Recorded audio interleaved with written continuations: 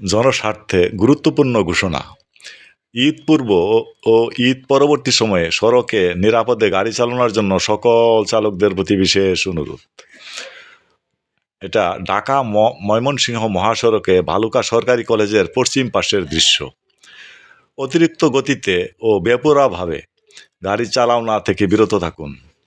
ঝুঁকিপূর্ণ ওভারটেকিং পরিহার করুন। নির্ধারিত আসন সংখ্যা ও অনুমোদিত ওজনের বেশি যাত্রী বা মালামাল বহন করবেন না। নেশাগ্রস্ত, ক্লান্ত বা গুম অবস্থায় কখনোই গাড়ি চালাবেন না।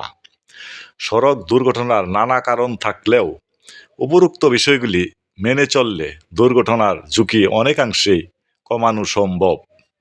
আসুন আমরা সবাই সচেতন হই এবং নিরাপদ সড়ক নিশ্চিত করি।